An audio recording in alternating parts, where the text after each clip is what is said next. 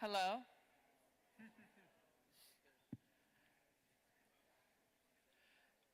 Why don't we have everybody make their way to a seat? We'll get started here in a minute.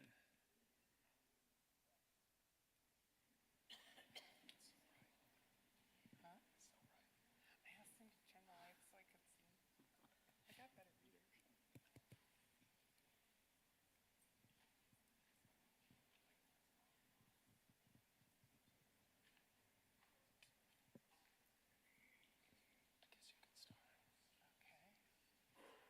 Bienvenido y gracias por venir. Soy Sheila Henderson, la anterior directora ejecutiva de Comunidad Integrada. Y actualmente estoy trabajando con el Rancho Brown. Estamos entusiasmados compartir el plan de Rancho Brown del pueblo para el pueblo.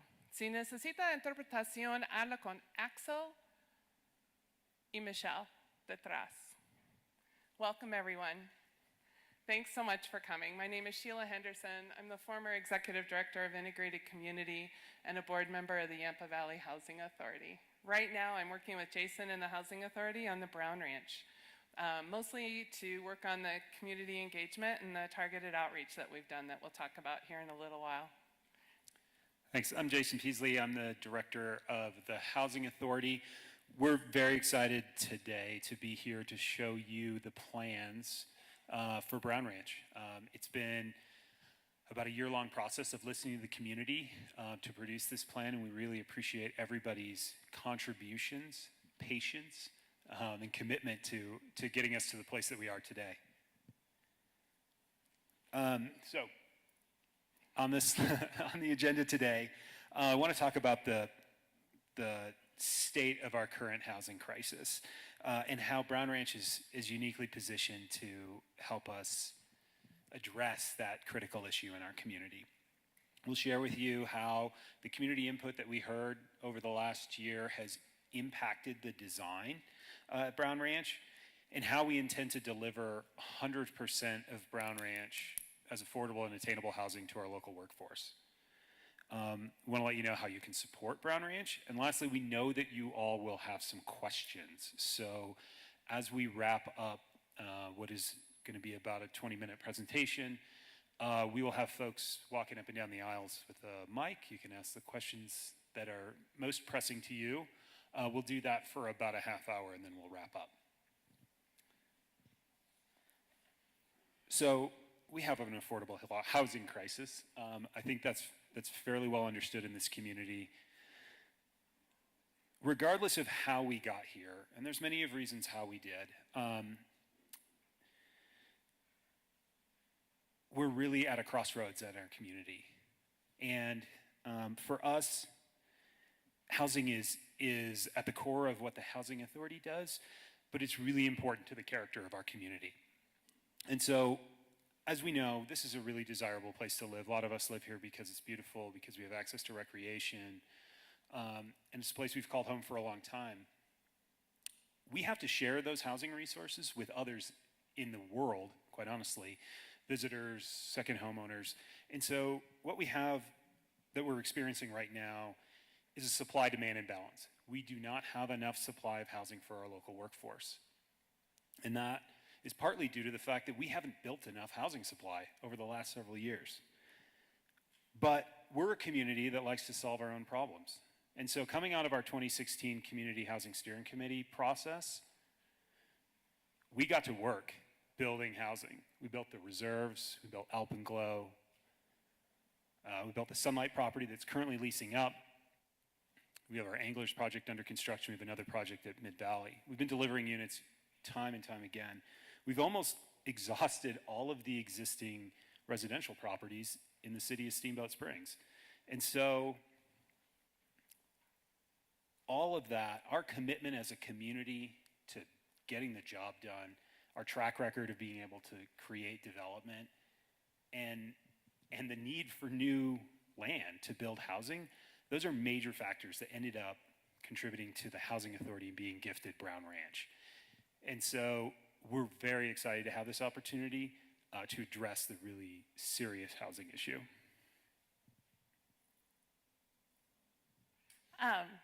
So in case you haven't heard, we have a housing crisis. And right now, in this moment, we need 1,400 homes for people who currently work in Routt County. We have approximately 2,000 people commuting every day from Craig. Some of those folks prefer to live in Craig, but many would like to return so they can live closer to where they work. Also, 30% of our homes in Routt County have something called a doubled-up household. So what does that mean? That means they've got multiple families living in them or families with individuals. That's a toxic environment. So I can tell you right now that many of these homes have a family per bedroom, and they're paying over $1,000 a month for that bedroom. That is not safe, stable, affordable housing. So we need to get those folks out of there and into something good. We know, and we've got some people here, Adela, who have a great story to tell about getting into a housing authority property and how it changed her life, if you want to talk with her afterwards. In addition to that, we also have a workforce that's disappearing. We have the second fastest disappearing workforce in the state of Colorado, next to Telluride only. And it's been disappearing since 2010. So right now we have a lot less workers than we had in 2010. We know that the age group that's disappearing the fastest are the 25 to 44-year-olds. Those are usually the majority of the people working traditionally, right? We also know that 30% of our workforce are 65 and older. I'm guessing a lot of those people could be done anytime, and that's also not good. So, safe, stable, affordable housing is what we need. We've got a housing crisis.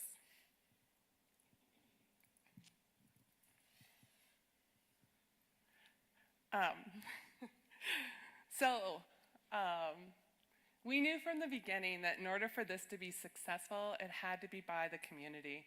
We knew to be successful that we had to hear from everyone and make the Brown Ranch something that the community wanted. So how did we do this? We started with a group of 20 people who are our steering committee, and there are a lot of folks here from that. If you could all stand up. Vanessa, Ceci, Tim.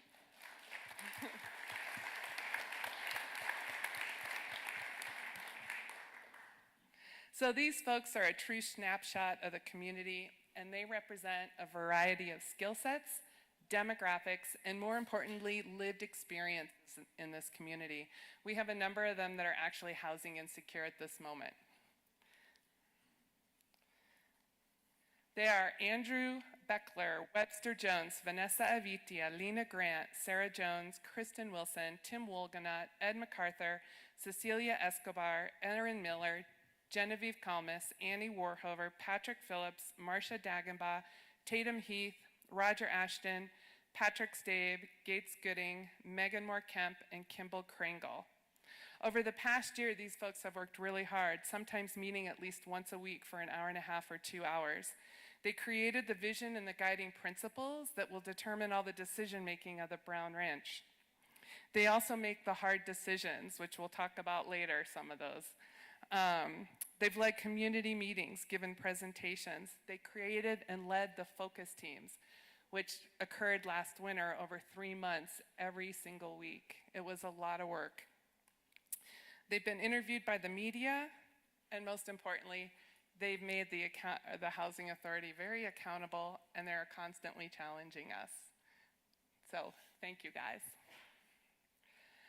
So next, we went to the community. We went to you all, right? So what does that look like? We had presentations, we had small meetings, we did targeted outreach to community members that are traditionally unheard voices, and the people, most importantly, who hope to live at the Brown Ranch.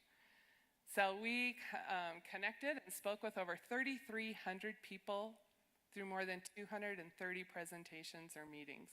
It was a lot of fun, and we heard the same thing over and over. The owners called me, they're selling my place, they want to move back in, or my rent just went up 50%. That is not safe, stable housing. That is toxic. So when we wanted to meet and connect with the unheard voices. We did that through Latinx and integrated community. We conducted a number of meetings in Spanish. They went to their neighborhoods, they conducted interviews and got their voice, which was wonderful. Then we were missing the 20-some-year-olds. First of all, they're not interested in all this stuff yet because they're still kayaking, biking, and skiing, and that's their priority, which is awesome. I wish I was still in that group, right? So one of our steering committee members, Patrick Stave, is a CMC professor, and his social ethics class went out to their peers, and they interviewed over 100 of their peers. So what we know from the 20-some-year-olds, they want to rent. Yep, so that's awesome. They were the only ones, by the way, who want to rent. Just so you know, everybody else wants to buy a house. They want that safety and that stability. And so we actually increased the number of units for sale from what our data analysis was showing us, because that was a priority from the community. Other things we learned from these meetings is loan products aren't the same for everyone, right? If you're low income or you're an immigrant, you have higher interest rates or you have differing products. So we're working on that one, and we're having some success with it. Another thing we heard loud and clear from people who've lived in low income neighborhoods is safety, safety, safety. They want their children to be able to play out in front of their house or in an area that's not a parking lot or a road. I kind of need my notes still, sorry.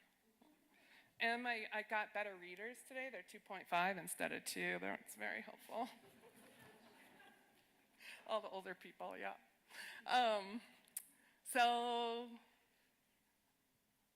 I already got it. All right. So I think that the follow-up to that, this unprecedented amount of community outreach, is how do you turn that into an actual neighborhood? So the way in which we've done that is by incorporating best practices and learning from experts. We've brought in a team of national, state, and local experts in the realm of affordability, sustainability, stewardship, health equity, urban design, infrastructure, traffic demand management, fire resiliency. We've literally brought in the best team that we can to help us take those core values of the community and really design it into a community that everyone is going to be inspired by, everyone will want to live in. So as we listen to the community, those core values that we were talking about, really important housing choices, something that seems to be lacking in this community these days. Choices that actually fit your needs, that fit your budget. And so we've been in a position of creating a significant diversity of housing in our plan, creating that housing choice, allowing people to be mobile within the housing landscape, to change housing types as their situation changes, to move into a unit that they aspire to live in. We also heard that having access to the things that are most essential to you right near your home. We want to create a compact, walkable community that's human-centered. And so here's a take. Next slide, please. There you go. So here's a picture of our first neighborhood. This is the result of a compact design that brings a mixture of housing and services right at your doorstep. Every one of the houses here is going to be steps from open space and parks. You're going to be steps from a grocery store, childcare, medical, restaurants, all of the places that you frequent the most, so that while you're in your community, you're adjacent to everything that you need to do, and community connections are built into the fabric of the community. One of the places that I'm sort of very excited about is there's a building in the foreground there. And in my imagination, that's a brewery. I'm riding my bike there on the core trail, sitting there having a beer while my kids are in the park right in front of there. That's the type of environment that we're looking for. That's the type of inspiring neighborhoods that we want that we want to provide at Brown Ranch. So, community partnerships, how are we going to do this? Everyone told us that they wanted all these great services out there, so it's an independent, self-sufficient, sustainable community, which also reduces traffic, by the way, so that's super cool. So, the Housing Authority is awesome at building attainable and affordable housing, but we are not good at daycares and food and schools and education and all those pieces and parts.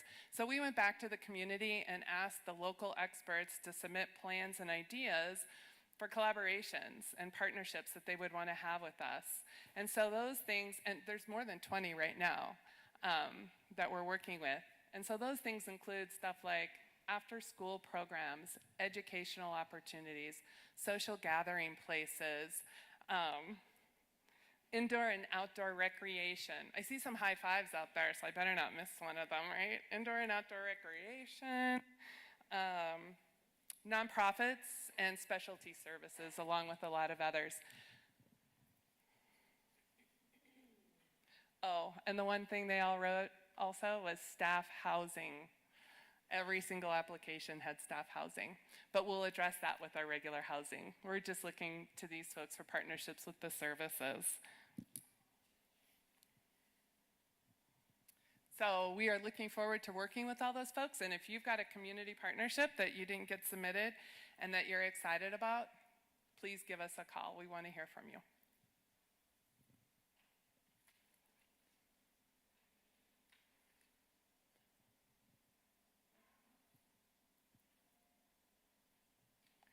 Who will live at the Brown Ranch?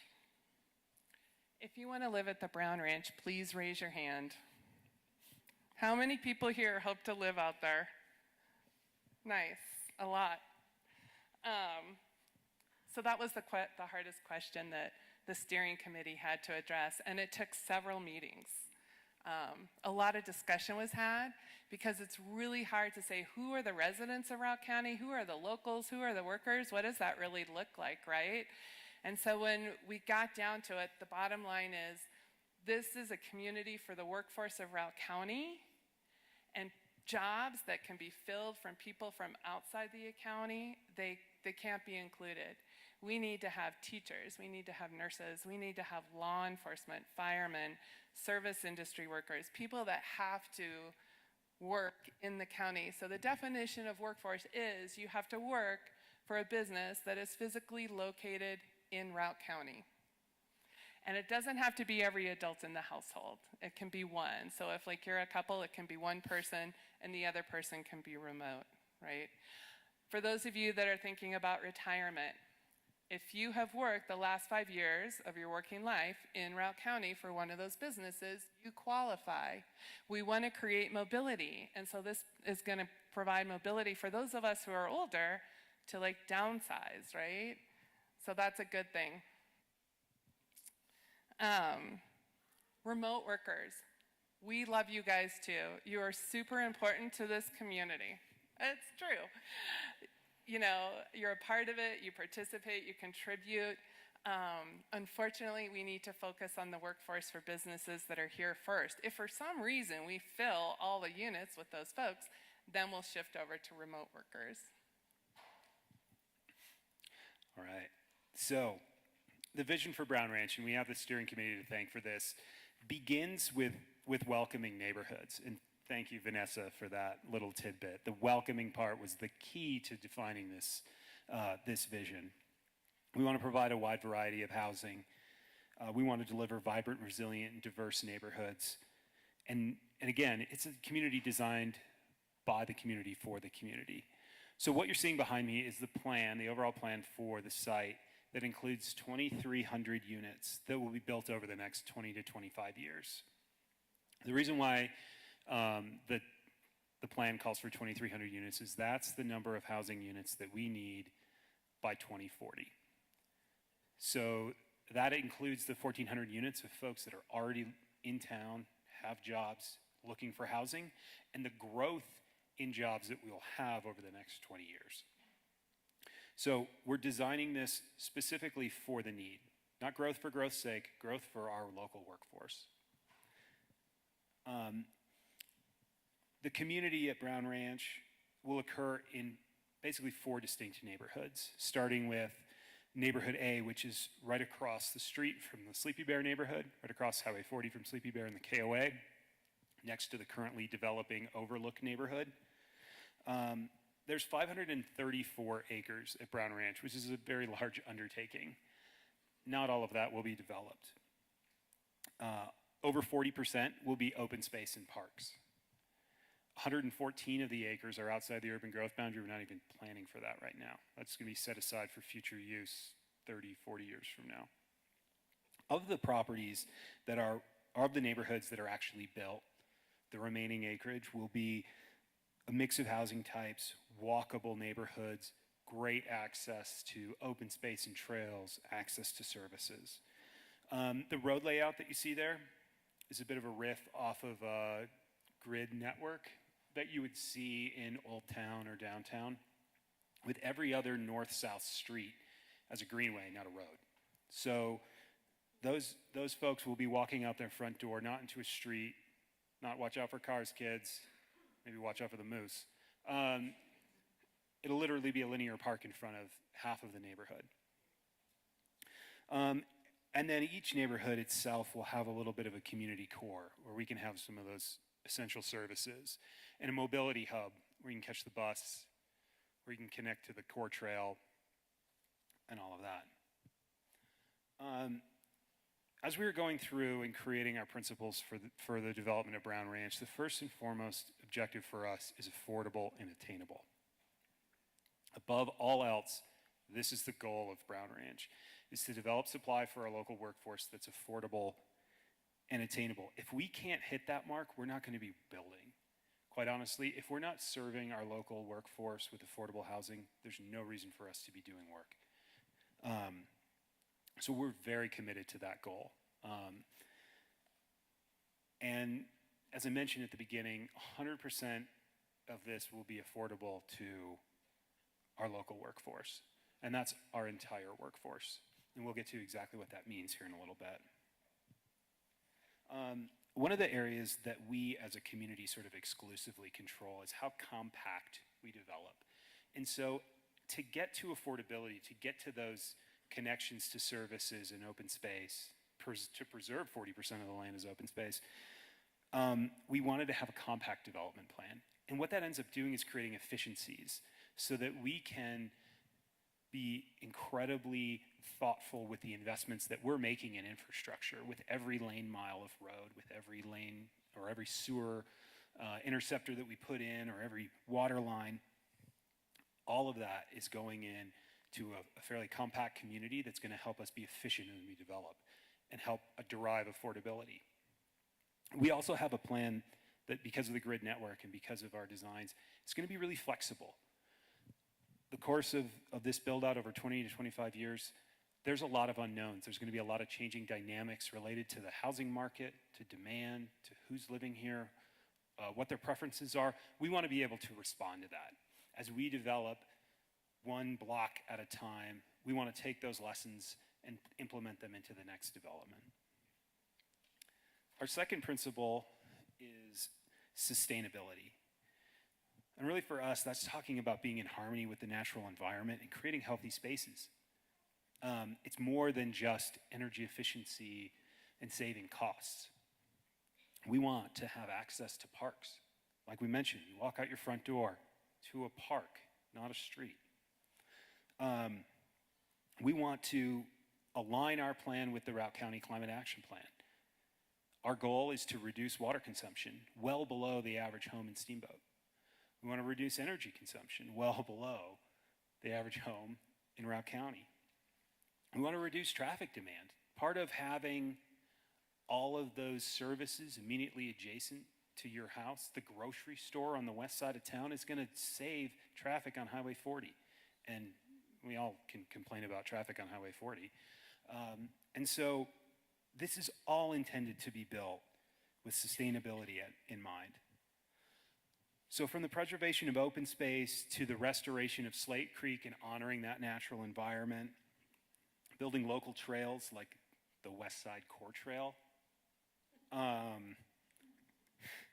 limiting private yards so we can conserve water, having public open space that's much more manageable and water conscious, solar orientation of our grid.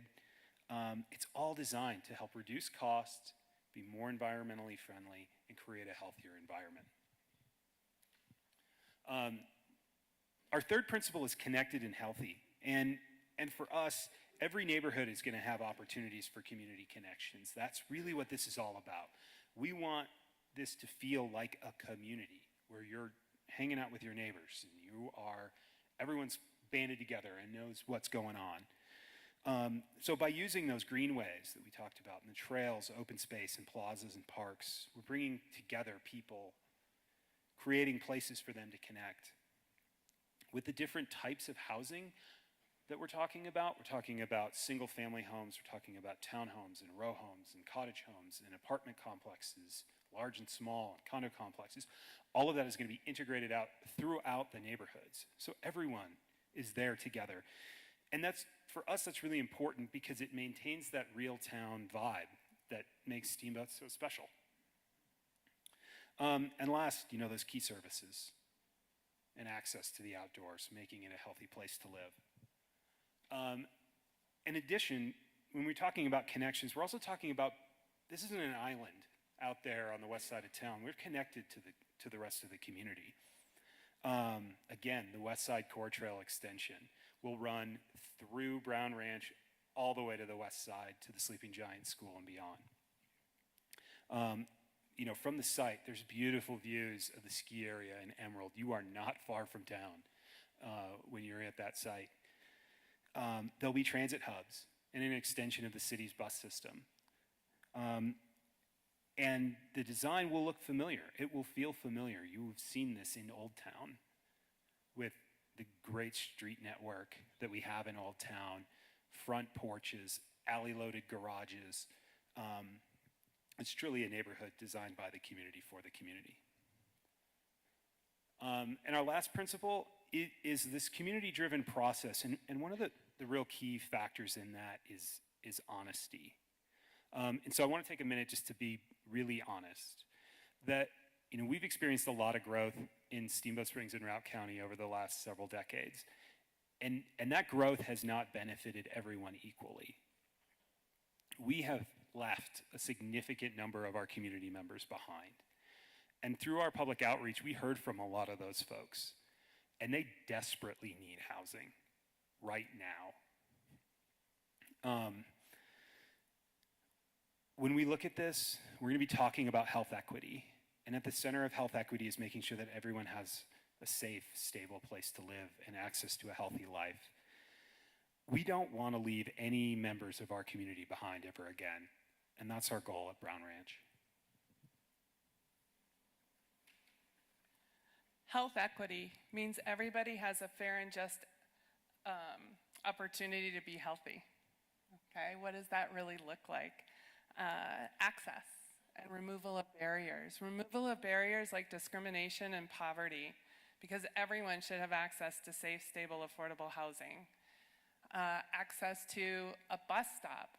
The bus currently doesn't make it to Brown Ranch. It stops a quarter mile before the last neighborhood, and if you drive out there, you know there are children walking that road every single day to get to the bus. So we need to bring that bus all the way into Brown Ranch, and then having bus stops in every neighborhood so children have sidewalks or a path or something that's safe to get to the bus stop. Access to medical, access to food. We know from our data that the food in Routt County is super expensive. It's one of the most expensive places to buy food in the entire state. So when we look at the grocery store or the food market that's going to go out there, we really need to look at the cost piece first. Now, how do you do that? We don't know yet, but all those community partners that we talked about before are going to help us figure that out. Access to education, right? It seems like such a simple thing, but when you work with folks that struggle in life, when you're in a nonprofit or a human service agency, and you're working with them every single day, direct services, you start realizing that we have some pretty significant gaps in this community as far as health equity, and you really don't know it unless you know those folks or you're working with them. It's very eye-opening. When I started at Integrated Community, I couldn't believe it. You quickly realize helping people where these gaps are, and our current gaps right now, according to all of our experts, are mental health, dentistry that's affordable, food, and, of course, housing. That goes without saying. We have a housing crisis. Did we mention that?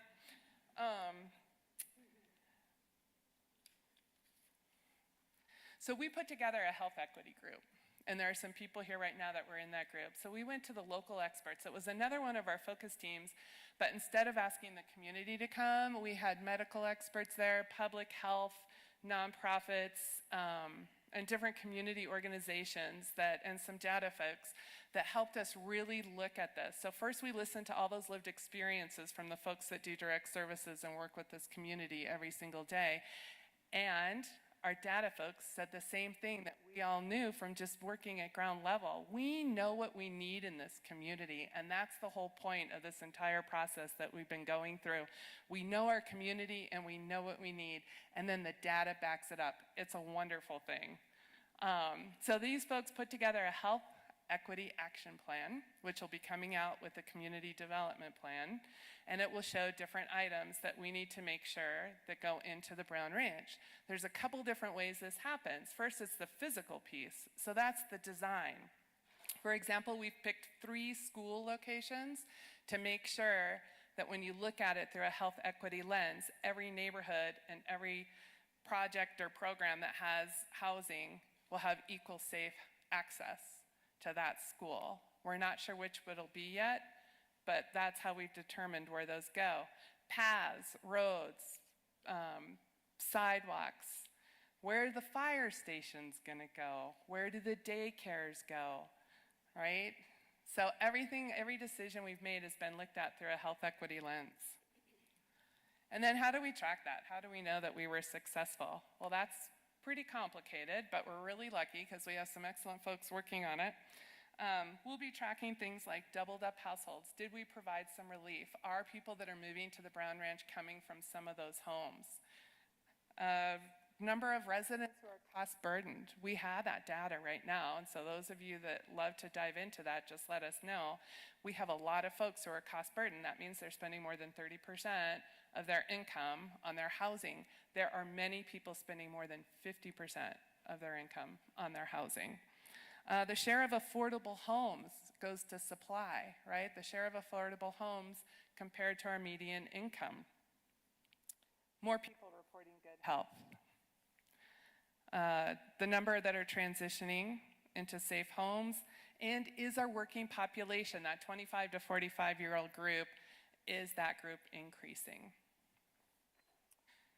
So another thing we know with all the data is where you live determines your ability to have a healthy lifestyle. That's why we all live here, right? So we need to make sure that all of our neighborhoods have that same access to that healthy lifestyle. All right, so I would say probably the number one question that we've received over the last year is, how will you make Brown Ranch affordable? And I think the follow-up to that is, what does affordability even mean? And so I want to acknowledge sort of one fact about our housing market is that the practical economics of developing housing does not work for our local workforce. The cost to develop supply and the ability of our local workforce to pay, they don't match. There's a gap. Depends on how much your income is. It's very big, could be very small. No matter what it is, there's a gap. And so that's why the private market has not been able to address our affordable housing issue, or even our attainable housing issue, or our middle market housing issues. We've had 2 previous developers try to make Brown Ranch a reality, and they haven't been able to make it work. And this is why. So, good news, YVHA can approach this in an incredibly different way. We are a local government entity, we're a nonprofit, and we intend to bring in resources to make this affordable at every step of the way. So, first start is donated land, which is a really good start, but it's not going to get you all the way there. Our public outreach that we've been doing has been funded by the Colorado Health Foundation, the Craig Scheckman Family Foundation, Colorado Division of Local Affairs, and through the community's investment in the Housing Authority through the 5A property tax. We've tried to pull every lever that we can, talking about compact development and making very efficient investments in our housing. The thing that puts us, I think, ahead of the game and able to drive affordability is our access to state, federal, and local grants.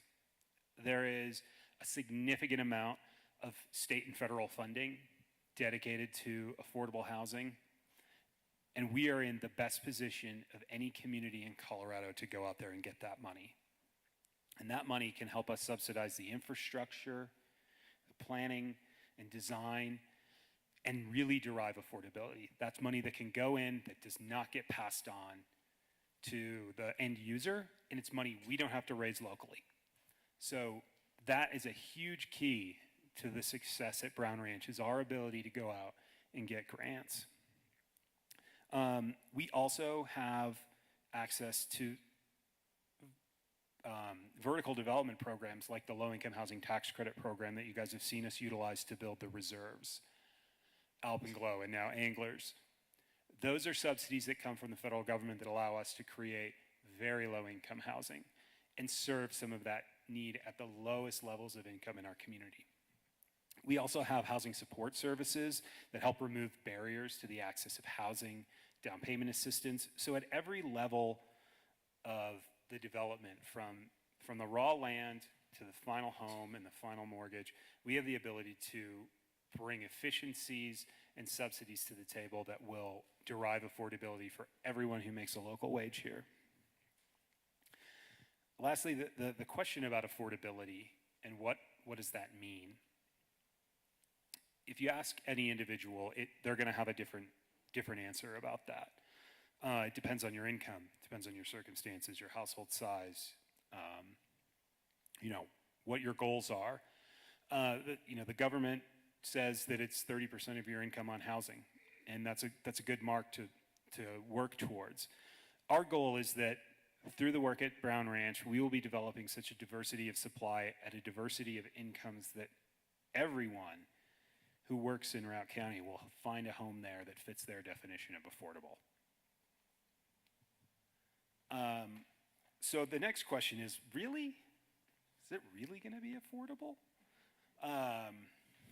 And so for us, we're invested in this on the front end, bringing in the resources necessary to create the initial affordability. And then the Housing Authority is here long-term as a steward of that affordability. From the onset, it will be affordable, and long-term, it will be affordable. We'll be implementing a community affordability agreement that will make for predictable increases in the price of homes. So if you're the second, third, fourth owner or renter of a unit, it will still be affordable to you. We want to preserve that community investment in this in Brown Ranch to make sure that it benefits generation after generation. The Yampa Valley Housing Authority is going to handle every real estate transaction at Brown Ranch. We will be making sure that any of the benefits from this community are reinvested back into the community. We want to derive affordability through savings to our homeowners, and we also want to take the profits from that and deliver it back into the community. So, from day one to year 100, this property will be affordable. Next, and I think this is the first question I got, like maybe the day after we acquired Brown Ranch, is when's the first unit going to come online? We believe aspirationally, we can deliver the first units by the end of 2026. And so that's a timeline that's aggressive but doable. And it requires all of us as a community to come together to make that happen. This moment today, related to introducing the plan to the community, is just the beginning. We will start by submitting a petition for annexation to the city later this month and beginning that process. We'll work collaboratively with the city to go through that annexation process in a timely manner and address the really serious issues that need to be discussed, like water, transit, traffic, equity, cost of maintenance, all the things that are serious impacts of developing a new community that we need to work out with the city. We're going to do that, but we're going to do it in a timely manner because there's folks that need housing and they need it right now. And the development by 2026 really kind of works in very well with what we've already got going on as the Housing Authority. You may know that we are developing elsewhere within the city. Our Anglers project is currently under construction. We'll be ready for occupancy next year. We're working on a project on Mid-Valley Drive that will deliver units in 2024 and 2025. So Brown Ranch is an extension of that year after year development pipeline that you've seen from the Housing Authority. And thereafter, Brown Ranch represents where we will be developing for the next 25 years.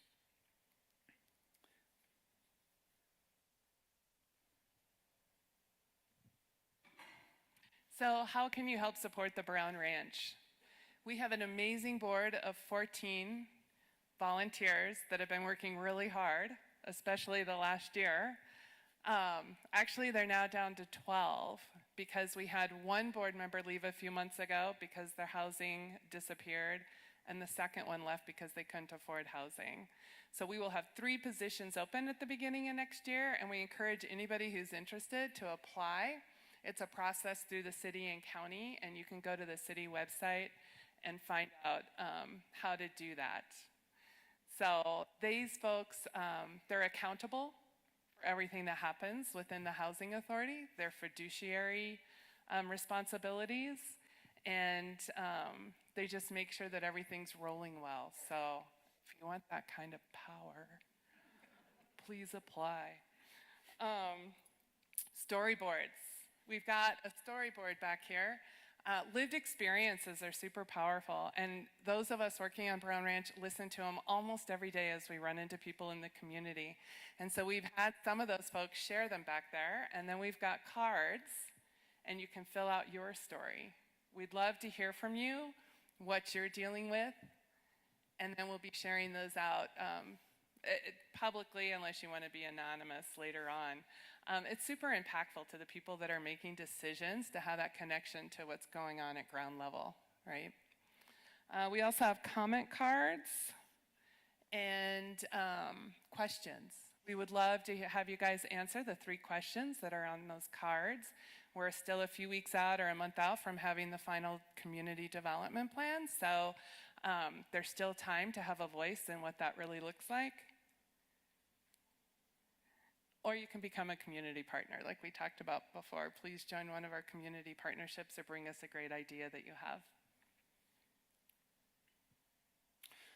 All right, so at this point, we're gonna take some questions. There are comment cards for you to fill out. We have a couple questions on there. That's something for you guys to take away with you and give back to us later today, or you can submit it through our website, brownranchsteamboat.org, later. But for right now, we'd love to answer some of your questions. We'll have folks with mics. You guys are welcome to answer. Just raise your hand and we'll get you some questions answered.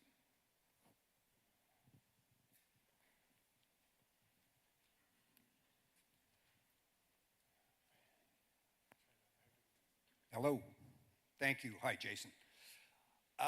You've talked a whole lot about cost of upfront costs, the capital costs. You've talked about getting land donation. You've talked about lots of grants that you hope to get. At some point, I saw something in the paper that you had suggested the city might have to contribute as much as $10 million a year for infrastructure as this develops out. I'd like to note that when we originally, the community, we being the community, originally looked at development out west of Steamboat Springs, we did it through the Steamboat Springs Area Community Plan, the west of Steamboat Springs Area Community Plan, and part of the baseline of that in an agreement between the city and the county, and this plan was agreed to unanimously by the elected officials and the planning commissions of both of those entities, was that all new growth out there would completely and totally pay its own way. You've moved on from that, I can see that, and I understand why. My question is this: how are you going to pay for services in the future, ongoing? I've heard nothing about how you're going to pay for services. I'm talking about fire and police, the gas that goes in their vehicles, parks and rec, roads, snow plows, ongoing services that are completely separate from infrastructure costs. What are the plans, the long-term plans for paying for services, which will be millions of dollars a year? Thanks for that question. Yeah, the cost of ongoing service at Brown Ranch is definitely a topic that we intend to engage with the city council on. Ultimately, a lot of those costs are plowing streets, like you said, fire, police. Those are all provided by the city, and how the city pays for those is a question mark, I think, that we're going to be working through. So we've hired one of our consultants to do a fiscal impact model to work with and we're working collaboratively with the city on that to figure out what those costs truly are and to figure out how to pay for those. So that's an ongoing task that needs to be wrapped up. But it is definitely a serious conversation that we're having with the city.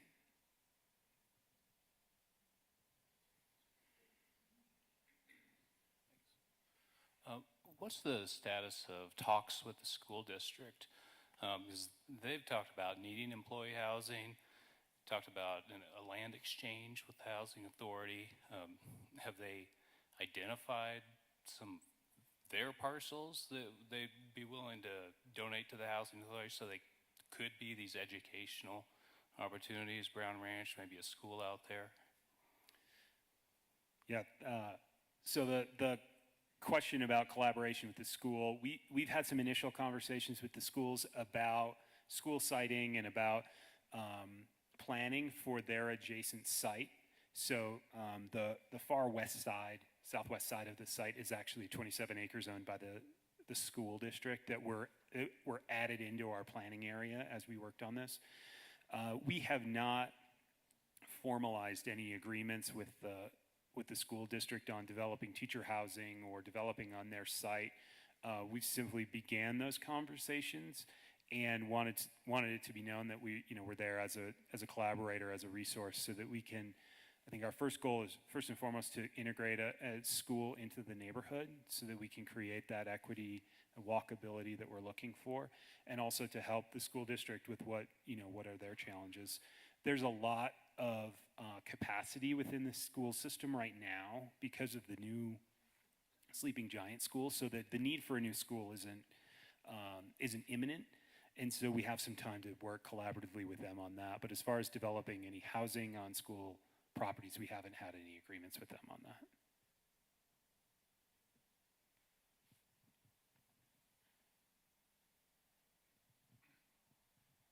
Great presentation. I'm really inspired by what I see here and the enthusiasm. I really appreciate all the work that you've been doing. Can you hear me okay in the microphone? One of the questions that we look at the diagram and the layout is, and I'm not sure if you have the exact numbers, but people would like to know probably the types of units, which you've generally done, the number of those units or percentages, and then what the multifamily structures are going to look like, the number of stories and how many units per structure. Are they going to be similar to your tax credit ones that in town? And you probably don't have all those numbers, but that would sure give people a feeling without jumping to any conclusions about what it's going to look like. Yeah, what the buildings and what the homes look like is a really good question. We have sort of some models that you'll see around that show a variety of different housing types. So by way of comparison to what you've experienced within town, you're going to see neighborhoods that are more compact than, say, like the Sunlight neighborhood or Old Town, with more variety of housing types. So not just a tract of single-family homes, but a mixture of housing types like townhomes or row homes adjacent to duplexes and single-family homes and small apartment complexes. And there will also be some mixed-use projects that look a lot like what we've seen on Lincoln Avenue, with retail on the ground floor and then housing above. The only difference is it won't be $1 million condos above. And so what this will look like is we're trying to draw inspiration from the parts of Steamboat that we really love. Those neighborhoods or the streets of Lincoln and Oak, Pine Street, that really sort of reflect that mix of housing and services that we need as a community.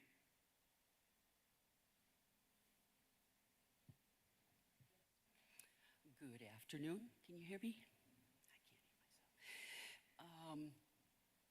I'm wondering if any consideration or discussion has happened regarding traffic flow. It's already awful, and hoping we're going to stop the brutal summer marketing. And I remember when we all worked on a West Steamboat community plan, and the discussion of that being an area to grow, but I don't know what discussion happened about traffic getting through downtown. Yeah, so I think that's a concern for all of us, regardless of your opinion on affordable housing, right? So there's a couple different pieces and parts to this. Jason can answer better about what's going to be going on with CDOT and that piece. But when we look at the community, we're looking at a self-sufficient community with the key services that are provided there so people don't have to go into town. Also, right now, we know that the first phase with those 1,400 homes are for people that are already here and driving around town.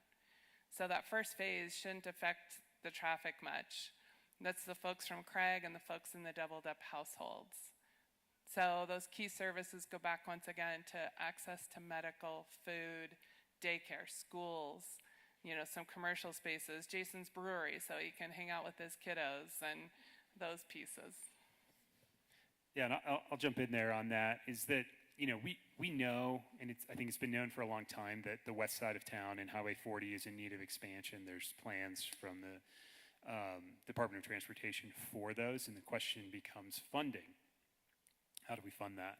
And so that's a huge question mark that the community gets to grapple with this fall. Some of the investments that are considered are expanding 4 lanes from 13th Street all the way out to Brown Ranch, or even out to County Road 42. Like, that would go a long way towards alleviating the backups that we see on the west side of town. Also, those 2,000 folks coming in from Craig, if they're living in town, there's a 100% more chance that they are going to be have the opportunity to bike, take the bus to and from the places that they need to go outside of Brown Ranch. And so, traffic is a really big issue, and we definitely want to focus on that.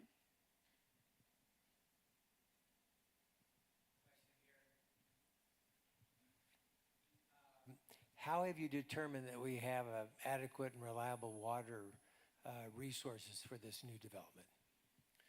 Yeah, water's a really important topic. It's obviously essential. I have to give the city a ton of credit in this space. The city's been incredibly proactive in acquiring water rights, firming up those water rights, and expanding treatment capacity. Right now, the city's system has the ability to deliver water to about 1,000 homes on the west side of town. And they also have a water rights off of the Elk River and an intent to develop basically a tertiary water supply off of the Elk River that will provide resiliency and redundancy to the existing system and also expand the capacity to deliver water for more homes to get into that higher range of 2,300 units. Sorry, third water supply. Tertiary just means third. So we have, for those of you that want to get really deep into this, on our website is a ton of information about the existing city water system. But we have two water supplies right now. We have Fish Creek and we have the Yampa. And so currently right now, I think the Fish Creek system is down. We're all drinking Yampa River water right now. Part of the resiliency plan for the community is to create a supply that's not as dependent upon Fish Creek, because if there's a fire up in that neck of the woods, that would really severely impact our ability to deliver drinking water to the community. And so that third water supply is needed for growth, but it also provides this huge benefit to the community in resiliency in the wake of a forest fire. I keep hearing the number that the infrastructure is going to be about $450 million. You must have some idea at this point of how much of that you think we can get out of grants from federal, state, local, what's going to come out of taxing, what you hope to get from contributions. Can you give us some breakdown on that, please? Yeah, so the breakdown on the costs, so that $400 million number is based on-site infrastructure of about $200 million. So that's the roads, the water, the sewer, the electrical system on-site. And then there's off-site fixing Highway 40, the new water plant that we were talking about, upgrades to the electrical grid, upgrades to the sewer treatment facility, and on and on. So that's another $200 million. We believe that we can collectively get grants for about 50% of that. And so that creates the challenge for us is how do we source the remaining 50%? And so, that's a question that's going to be on the ballot a little bit it's going to be on the ballot this fall. And it's also, a question that we have to figure out as a community. It's not going to be 100% grant funded, but we can double our money with grant funding that's coming from the state and feds. You haven't used the term deed restriction, although you have talked about doing something to make sure that the second, third, and fourth owners will be able to buy. In the past, there has been, when deed restrictions have been required, there's been a reticence on the part of people buying because they didn't want to be restricted to what they could make on the homes. But what is your idea at this point in terms of what the deed restrictions will look like? Yeah, so we've been working hard on that because, as you say, a lot of people are wanting to build wealth, right? And when you have that type of restriction, it kind of limits it. So we're actually putting together an affordability home agreement, and it will have some sort of cap, per year that's similar to a deed restriction. But we're also looking at it in several other ways. There will be down payment assistance, a program that we already have within the Housing Authority, and possibly some grants to help people with that down payment so they can achieve a little bit of equity right there. And then, of course, paying down the house, right, is super helpful. But the thing that is most important is that we maintain that long-term affordability and it doesn't turn into another Sunlight. So we haven't determined a certain percentage yet, but there will be some caps on that piece. I have a second question, and that is, do you have any feel for what the affordability of the Brown Ranch will have on the cost of housing and rental properties that are existing today, is there going to be a downward pressure on the cost for rents and for purchasing of existing properties at this particular point? Yeah, so the question about will Brown Ranch put downward pressure on sort of existing home and rental price appreciation, our hope is yes, that more supply and supply for our locals will definitely put some downward pressure on that. I mean, we're seeing astronomical increases in prices right now to the point where it's out of reach for most locals. And so, yeah, some downward pressure on that would be great. Having choices in your housing in your housing market is going to be a good thing for our locals, and it may level the playing field a little bit for some of those homes that are currently sort of, you look at them and you're like, really, that much for that place? So that's our hope. Is we're not looking to tank the real estate market, but we're also looking to create choice and create opportunities for people to get into housing where that choice right now is evaporating. I have a question. For everyone who purchases either you need it closer, sorry.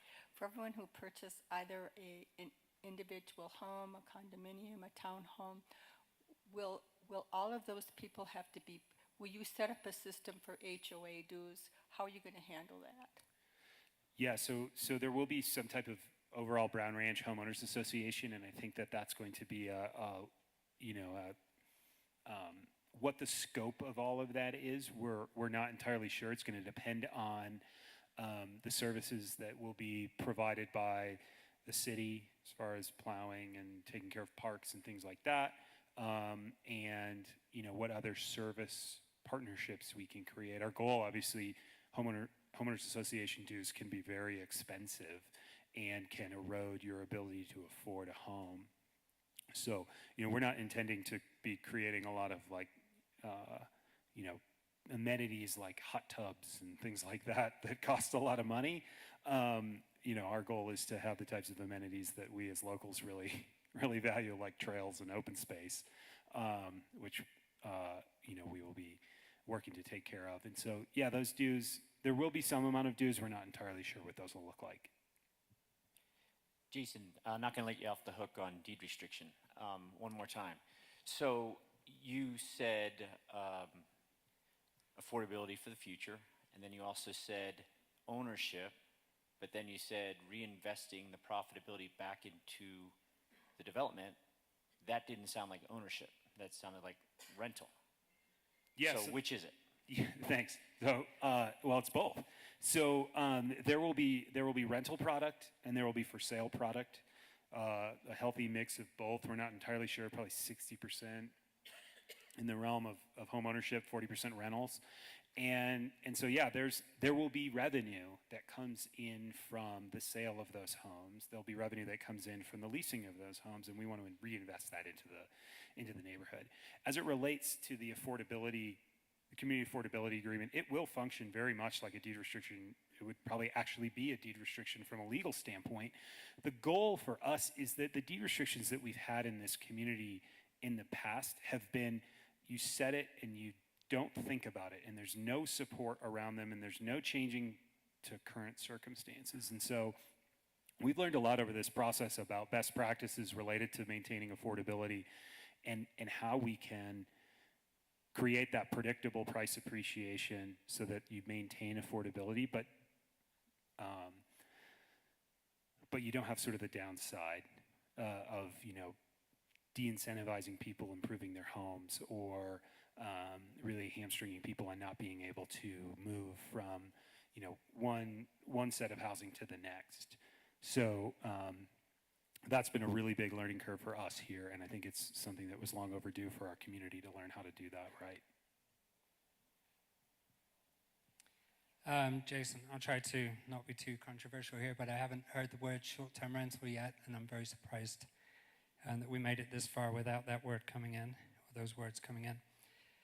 I'm curious to hear when our city council stated that the community would not support a single fraction of a cent increase to the sales tax.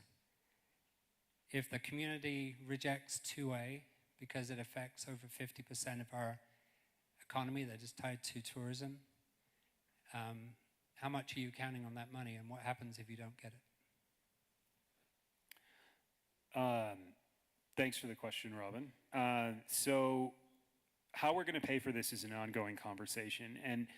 And as of right now, our community is paying for affordable housing. Right now, you guys support the Housing Authority with a 1 mil property tax, and we're making good use of that. But we're also paying for it in other ways. You talk about the traffic that we're experiencing in town. You talk about the fact that it's hard to find workers. Look at every business in town is struggling to find workers, and that's a housing problem. You go to a restaurant and only half the tables are being sat because they don't have the staff. That's a housing problem. And so if the 2A tax doesn't pass, that's okay. We can continue to work as a community as we always do to solve our own problems and come up with our funding solution that may be more appropriate to the community. It's up to the community to decide how they want to do that.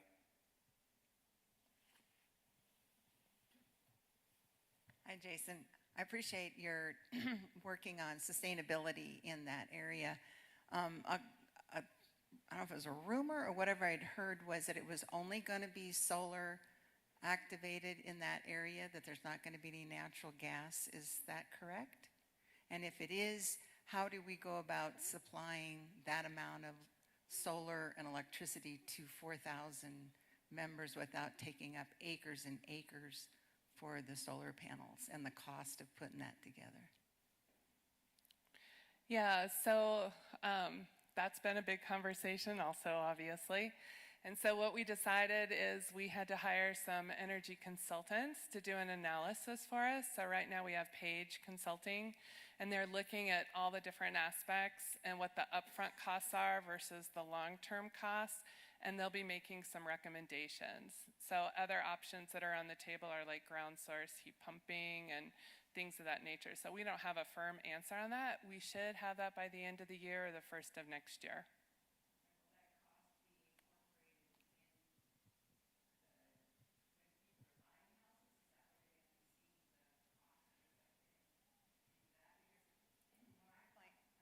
What I'm finding is a lot of homes that are solar, there's a lot of additional costs that go into the home in order for it to become solar available. Yeah, so we'll be looking at that because one of the most important pieces is that affordability, right? People who live out there are not going to be able to handle extreme bills with utilities and such. So that's part of this analysis. Is it maybe my turn? Sorry. Thank you both, and thank you all of those present and not present for all of their efforts as steering committees and everybody involved in this. Not to tip my hat, but growing up here, used to be when you could get 4 or 6 people into a 2-bedroom condominium, it was known as a score. Now it's known as a health hazard, so we've certainly fast forwarded down the line here. And in that, I rely heavily upon, obviously, the workforce here in town. An example I have, one of my employees is paying $2,600 a month for a 2-bedroom for he and his 2 children. That averages to $1,300 a room, similar to the $1,000 a room that you're mentioning. So I don't know where we've progressed in our achievement of making housing affordable and sustainable as far as his personal situation. I don't know if these units are going to be cost-based, income-based, retail-based. I don't know where the barometer is for that for the folks that are looking to relocate here and make their vision of having a home is going to be a reality for them.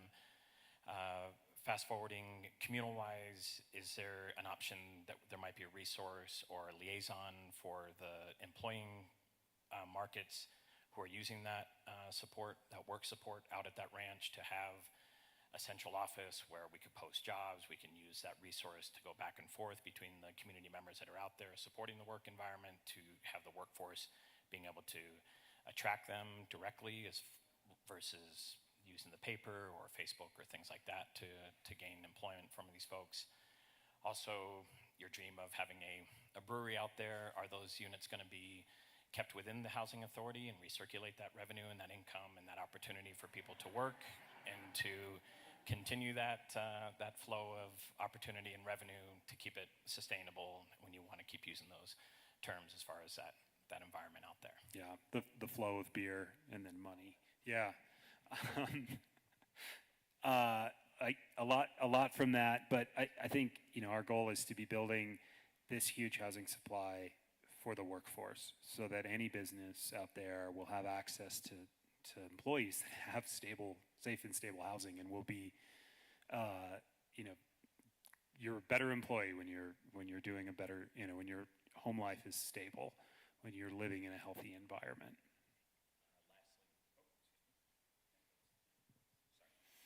Not working. Can everyone hear? Just is the last piece, is there going to be any type of audit process, not to be the housing police out there, but will there be an audit process in place that those homes and that workforce is verified that they are contributing to this whole purpose of having that population contributing versus, God forbid, a second homeowner slides in there or things like that, or overpopulation where you might check, at least in the rental units, that there's only 4 people or things like that, so we don't just take the current problems and just relocate them out there. Yeah, so we're already doing that with a lot of the other properties that we've built. We have an in-house property management group, and they're the ones that qualify people. Like right now, they're finishing up qualifying people for the Sunlight Crossing over there by Moe's Barbecue, and they'll be doing the same out there. So there was another piece of your question that I think I missed. Yeah, yes. We will be monitoring and making sure, because first and foremost, it has to be affordable and people have to be following the rules. You also mentioned earlier, like, are we going to be putting those homes up that are for rent and for sale? Like, is that going to go in the paper? How are we handling all that, right? Once again, it's our property management and real estate group. And then we're also bringing on a housing navigator, and they'll be working with all the nonprofits and organizations in the community that provide direct services for people trying to access housing, and they'll be communicating and educating people within other housing authority properties, that mobility piece, like how do you move up out of a low-income property to maybe a purchase of a small condo or a townhome. So we will have all those support positions within the housing authority. A couple quick questions and a statement. Number one, you had a list of consultants that have been working on this for a year. What's the price tag on those consultants at this point? The price tag is about $1 million. Okay. Nobody's living out there yet, but we've spent $1 million. You've got an access from Highway 40. Has that been approved by CDOT? Because CDOT in the recent past has been wanting to eliminate Highway 40 access. Yeah, so the question about access to Highway 40, we have not been approved by CDOT for an access there. However, there's a plan for an access there. The indication from meeting with CDOT is that there's not necessarily a problem with creating that access. It's more about alignment and sizing, and of course the cost to construct it. Okay. One other statement and question. I would like to see the housing authority work with the private sector. You had a gentleman over here mention an outrageous rent figure, which is typical here. But there are those of us who are addressing that on our own. I'm not going to give figures out, but if someone wants to talk to me, I'll be more than happy to share them to you. But if I can do it, there's a lot of people in this room that can do it too. And I would like to see the housing authority get with whoever you need to get to offer some type of an incentive to landlords to offer more affordable rent. And I would say affordable is around 1,000. You got to look at about a 22-hour wage and a 40-hour week, and a fourth of that for rent, and a third of that for rent plus utilities if you're looking at truly affordable. I think the term affordable is thrown around very loosely. Oftentimes affordable means 500,000. It's not affordable to somebody making $22 an hour. Yeah, so first I want to add to something you asked or you talked about at the beginning. The majority of this planning, this $1 million, has been paid for by the Colorado Health Foundation, DOLA, and the Craig Sheckman Family Foundation, along with some private donors. So, you know, we're not paying for all of this, right? And then as far as like the private piece, all the projects that we've already done are a combination. It's like a public-private partnership. So the housing authority being the public entity, and then a private developer. So at any time we build something, we send out a request for proposals, and private developers all respond. And then there's a process for looking through those applications and determining which developer fits best with our goals for that particular property. And that goes down to income levels and number of units and those pieces. I'm going to kind of go off of what he said regarding your definition of affordable housing. If I'm a single parent with a kid and I'm looking at your Sunlight, in order to spend 30% of my income on rent, I would have to make $35 an hour. That is not affordable. So what is your definition of affordable? Yeah, thank you for that question. And the definition of affordability, as I mentioned before, is really very unique to your circumstance. The Sunlight Crossings property was designed for middle-income households, making a little higher income than what you've seen some of our other properties develop at. And so, yeah, it may not be affordable to everyone in our community. The goal that we're creating is that we're creating tiers of affordability throughout the income spectrum in our community so that folks have mobility and the ability to move amongst the housing supply. Right now, everyone is holding on with white knuckles to whatever they got. And so what's affordable to you, we may not have provided right now, but we're hoping to, and that's our goal.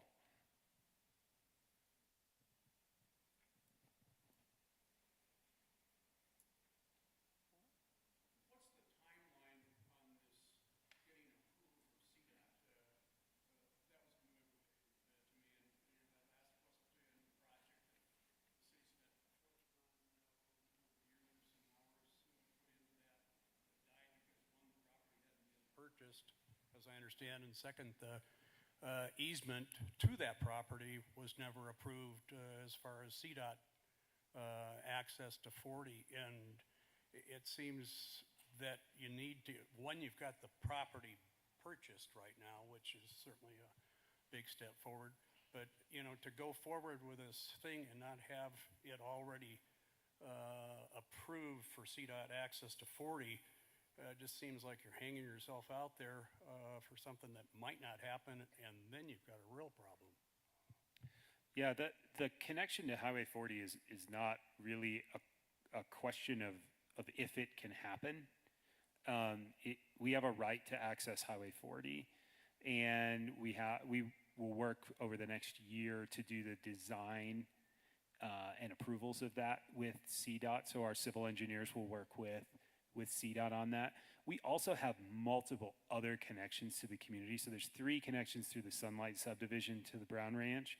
And then we actually, our property encompasses a bit of County Road 42.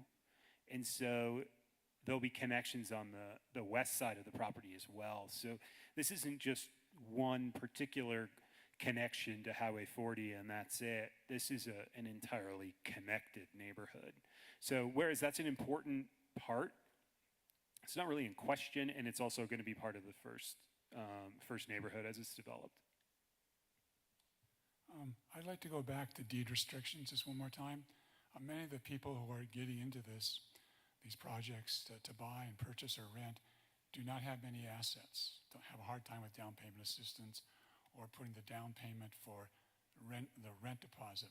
Is there any restrictions on how much assets you can have when you're applying? Like if I have assets in the bank or if I have rental property, and is there any restrictions of me actually getting into the ranch?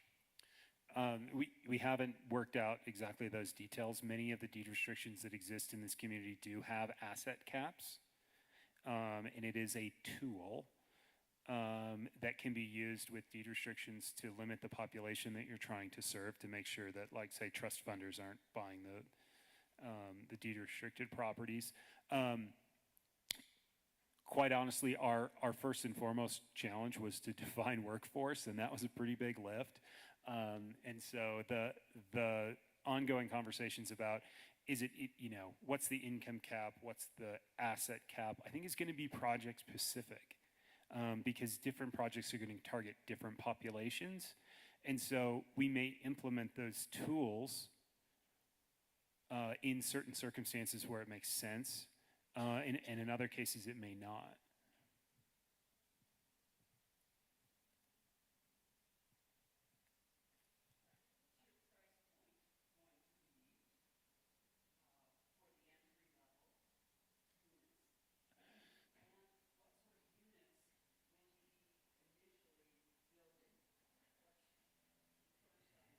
Yeah, so thanks for that question about what will we be building first and what's the price point. So what we will be building first will be that neighborhood that's closest to Highway 40, adjacent to the Overlook subdivision, and that's going to be a lot of those mixed use and apartment condo style developments to deal with the urgent housing need that we have right now. We want to take maximum advantage of that neighborhood to develop as much supply for the urgent need as we can. There'll be some townhomes mixed within there. And then the next neighborhood, just to the north of that, will have the sort of full range of housing, meaning single family homes and townhomes and condos. As far as the price point, we're not sure yet. I mean, this is several years out, and what's affordable today may not be the right affordable number tomorrow. And so there's what people can afford, and to some degree, especially on the for purchase side, that's a product of interest rates. And I have no idea what the interest rates are going to look like, 4 or 5 years from now. And so that's going to be something that we're going to need to monitor, and it's going to present some potential headwinds for us to try to figure out how to create affordability in an environment where there's very high interest rates. So I just wanted clarification on something that you said earlier about who's eligible to live in Brown Ranch. People who are employed here, people who are employed here as well, people who are employed here in contrast to people who already live here. Do you understand what I'm saying? Yeah, so if they already live here and they're a resident, but they're not necessarily employed here? Yeah. You were talking about people coming in from Craig who are working here and will then be eligible to live at Brown Ranch. Okay. Yeah, absolutely. So it's all about whether or not they work for a business here. So it doesn't matter if they're where they currently live. If they work for a business here, they'll have an equal opportunity at the lottery. Yeah.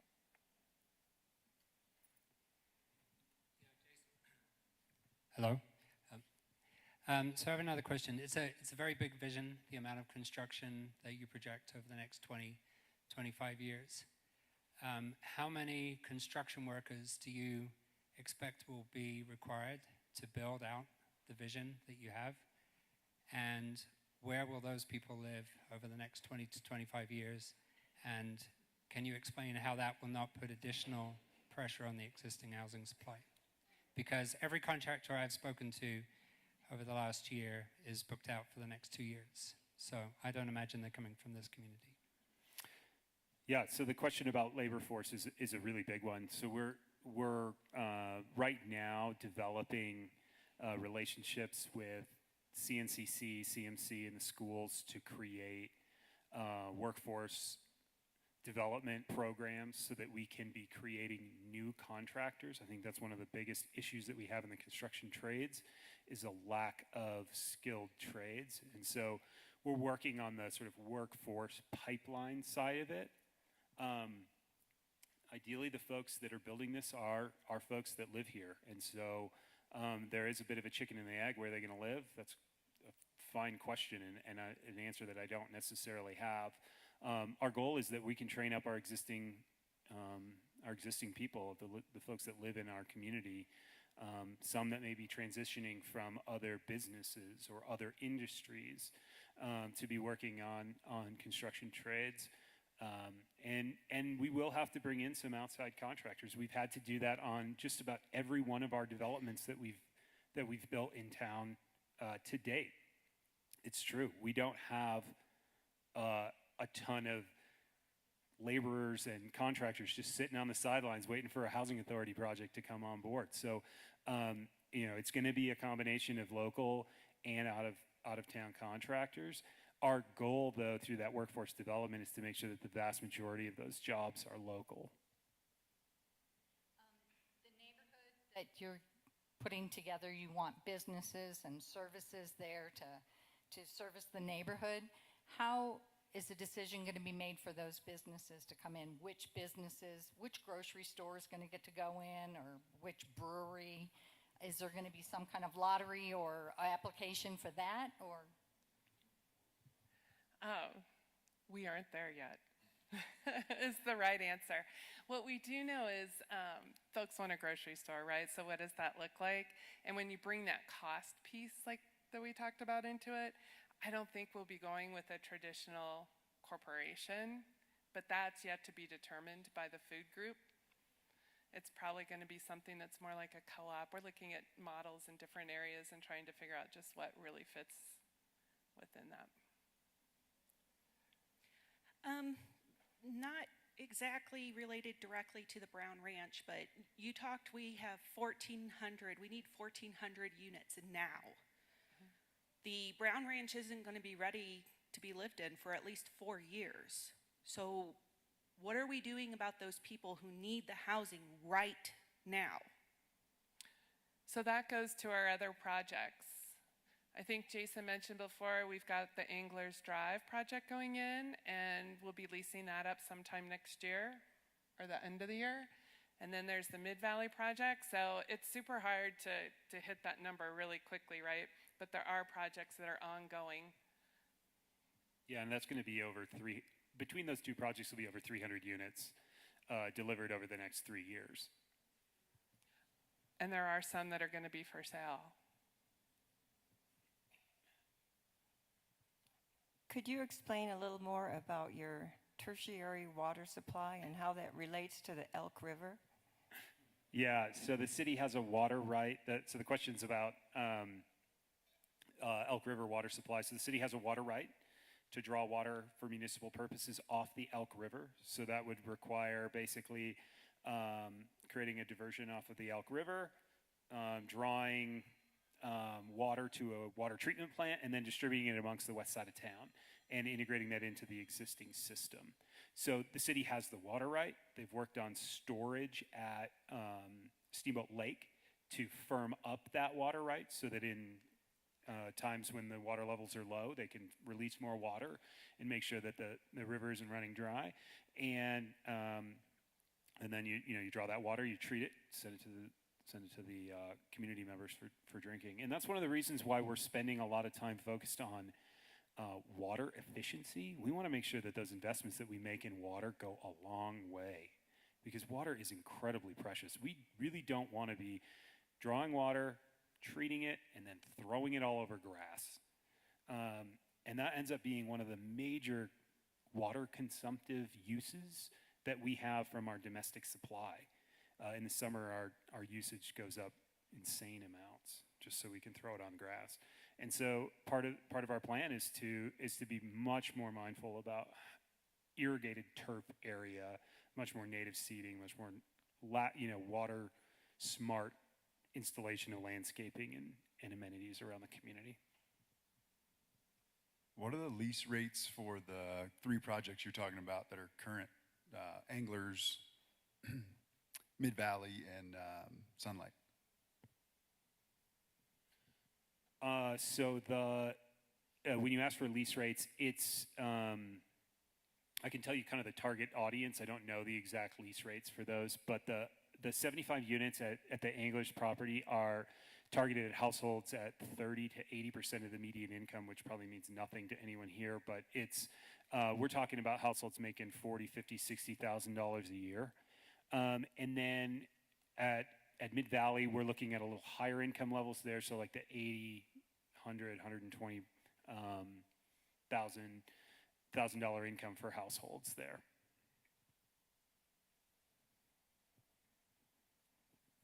All right, folks, looks like we took way more than an hour.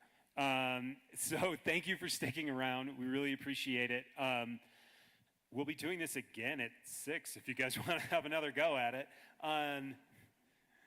Thank you so much. There's information all around the back. Feel free to linger around and take a look. Thank you guys so much.